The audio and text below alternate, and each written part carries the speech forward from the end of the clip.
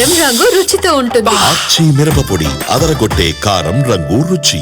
అంతర్జాతీయ యోగా దినోత్సవంలో భాగంగా మరో గిన్నిస్ రికార్డు కోసం అధికారులు కసరత్తు చేస్తున్నారు. విశాఖలో 26,395 మంది గిరిజన విద్యార్థులతో సూర్య నమస్కారాలు చేయించే కార్యక్రమం ఏర్పాటు చేస్తున్నారు. ఇందుకోసం ఏయూ ఇంజనీరింగ్ కాలేజ్ మైదానంలో వేదిక ఏర్పాటు చేశారు. రేపు వాతావరణం అనుకూలించక వర్షం పడితే బీచ్ రోడ్లో కార్యక్రమాలు రద్దు చేసి ఇదే వేదిక వద్ద నిర్వహించే అవకాశం ఉంది. వాతావరణం అనుకూలంగా ఉంటే బీచ్ రోడ్లో గిన్నిస్ రికార్డు పూర్తయిన తర్వాత ప్రధాని మోదీ, సీఎం చంద్రబాబు ఏయూకు వచ్చి విద్యార్థుల సూర్య నమస్కారాలను పరిశీలిస్తారు. ఇక ఏజెన్సీలోని 106 పాఠశాలల నుంచి 495 బస్సుల్లో విద్యార్థులను విశాఖకు తీసుకొస్తున్నారు. ఇక యోగా దినోత్సవం కార్యక్రమంలో ప్రధాన ఆకర్షణగా సూర్య నమస్కార కార్యక్రమం నిలవనుంది.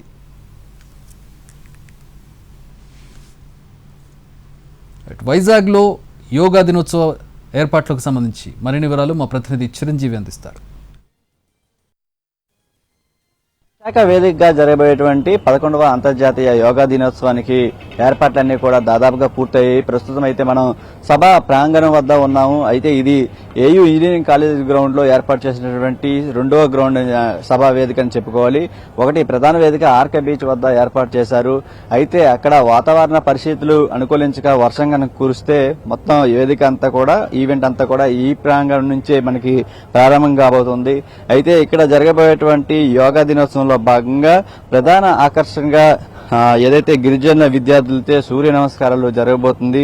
మొత్తం 12 సూర్య నమస్కారాలు కూడా సుమారు 26,395 మంది గిరిజన విద్యార్థులతో సూర్య నమస్కారాలు చేయించే కార్యక్రమం కోసం ఇప్పటికే ఏర్పాట్లు ముమ్మరంగా కొనసాగుతున్నాయి. మనం చూస్తున్నాం. ఒకసారి ఆ విద్యార్థుల యొక్క ఎవరైతే ఉన్నారో వాళ్ళ యొక్క సీటింగ్ నెంబర్లన్నీ కూడా ఒక్కొక్కటిగా వేయడం జరిగింది. సుమారు 26,395 మంది విద్యార్థులతో ఇది కూడా ఒక గిన్నిస్ రికార్డ్ అని చెప్పుకోవాలి.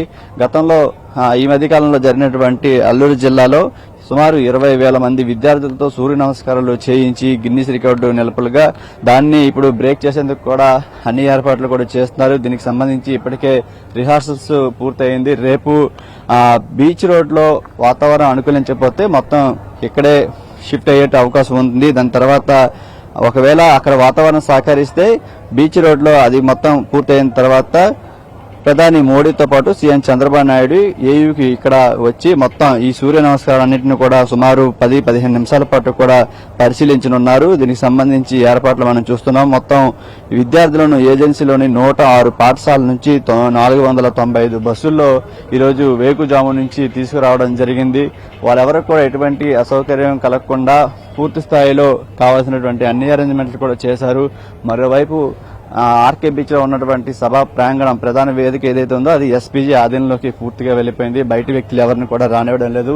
మొత్తం విశాఖ అంతా కూడా ఎప్పుడెప్పుడైనా ఎదురు చూస్తున్నటువంటి ఈవెంట్, ఈ భారీ ఈవెంట్ అందరూ కూడా పూర్తి స్థాయిలో ఐఏఎస్, ఐపీఎస్ అధికారులతో, ప్రజాప్రతినిధులతో ఇప్పటికే విశాఖ నగరం అంతా కూడా పూర్తి సందడి వాతావరణం నెలకొంది. కెమెరామెన్ రవితో చిరంజీవి, ఎన్టీవీ, విశాఖ నుంచి.